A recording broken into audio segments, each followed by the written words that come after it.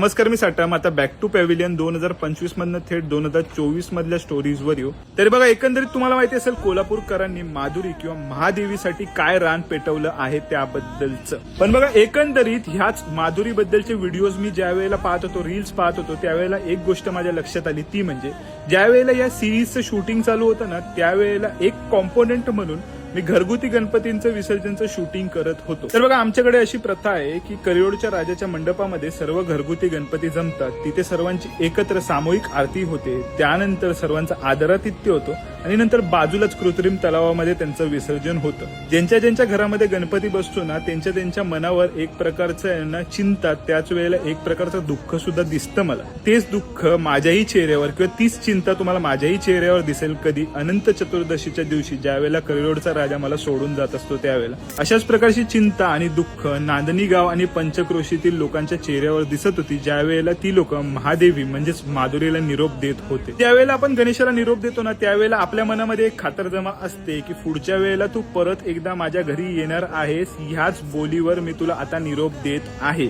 पण बघा, ही गोष्ट महादेवी किंवा माधुरीच्या बाबतीत सत्य नव्हती.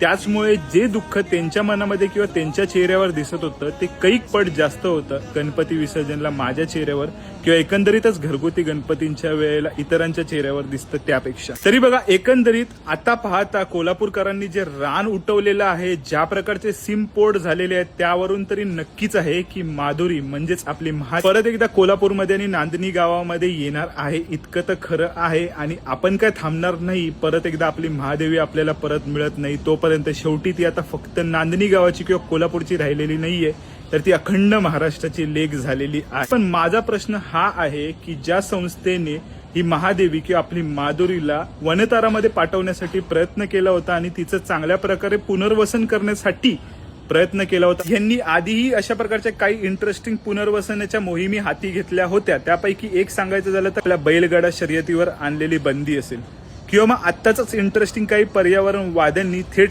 पीओपी बॅन करण्यासाठी प्रयत्न केला होता आणि त्यानंतर आपल्या उत्सवावर, गणेशोत्सवावर प्रश्नचिन्ह निर्माण झाला होता. पण त्या सर्व याचिकांमधनं आपल्या उत्सवांची आणि आपल्या प्राण्यांची सुखरूप मुक्तता झालेली आहे.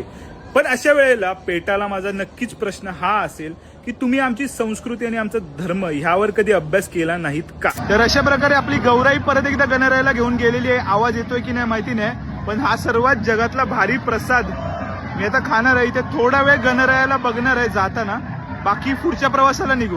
गणपती बाप्पा मोरया, मंगलमूर्ती मोरया आणि टिळक महाराजांचा नेहमीच विजय असो. आणि हो, कोल्हापूरकरांनाही राम राम.